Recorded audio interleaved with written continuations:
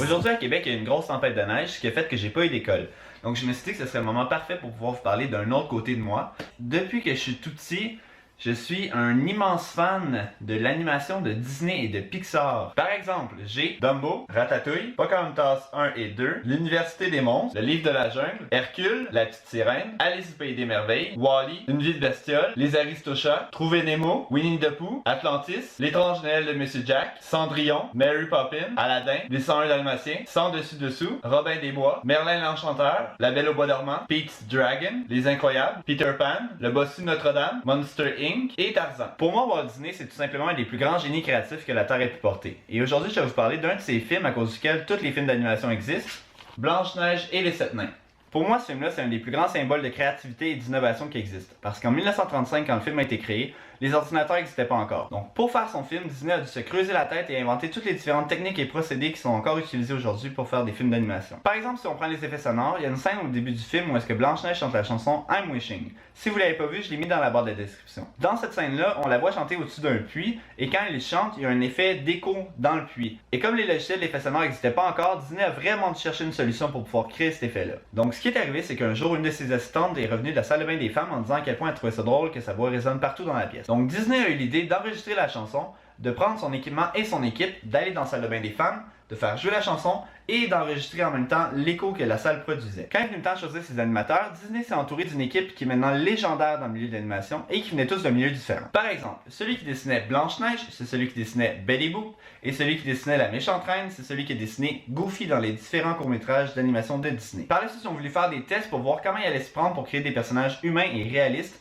parce que jusqu'à maintenant, tout ce qu'il avait dessiné, c'était des personnages comme Mickey Mouse, qui peuvent faire des 360 à leur tête et se distordre à volonté. Pour ce faire, ils ont créé le court-métrage qui s'appelle The Goddess of Spring, que je vous ai mis dans la barre de description.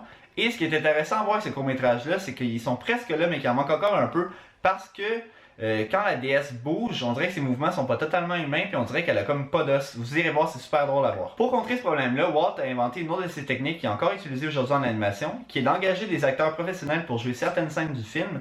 Pendant ce temps-là, les animateurs, eux, dessinent les mouvements des acteurs, et ensuite s'en inspire pour créer les mouvements des personnages des films, et c'est ce qui donne les mouvements si réalistes qu'on a aujourd'hui dans les films d'animation. Pour animer tous ces personnages-là, Walt a inventé une autre de ces machines qui s'appelle la caméra multiplan. Comment ça fonctionne, c'est qu'en fait vous avez une caméra sur le dessus, et sur les différents étages, vous allez placer des acétates comme celle-là. Donc sur l'étage du bas, vous avez l'acétate du décor qui ne bougera pas de tout le plan, et sur les autres étages, vous allez placer des acétates de personnages ou d'objets que vous voulez animer.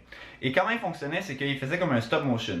Donc c'est vraiment un plan, un mouvement, un plan, un mouvement, un plan, un mouvement, jusqu'à temps qu'il y ait la scène au complet. Et pour une scène de 30 secondes, j'ai lu que ça pouvait prendre entre une journée et une semaine à faire. En fait, c'est ça que j'aime bien de Walt Disney, c'est que pour lui, quand on a une idée à laquelle on croit, ça vaut la peine de travailler super fort puis de se donner à 110% jusqu'à temps qu'on ait atteint son but. Parce que dans le fond, c'est ça la morale du vidéo, c'est que quand Disney a annoncé qu'il allait sortir son film, tous les médias et les autres compagnies de cinéma se sont empressés de lui dire que son idée était niaiseuse, que ça valait pas la peine de penser que ça allait marcher, puis que c'était une idée de fou. Ils ont même appelé ça la Disney Folly. Puis à cause que Disney est allé jusqu'au bout avec son idée de fou, tout le monde aujourd'hui connaît le nom de Walt Disney, puis ses films ont marqué l'enfance de millions d'enfants. Puis dans le fond, c'est ça que je veux vous dire avec cette vidéo-là, c'est que si jamais vous avez une idée dans laquelle vous croyez, puis que vous l'avez trouvée géniale, poussez-la jusqu'au bout, parce que même si on vous dit que cette idée-là marchera pas, que c'est une idée niaiseuse, peut-être que votre idée niaiseuse, comme celle de Disney, va justement changer la vie de plusieurs personnes.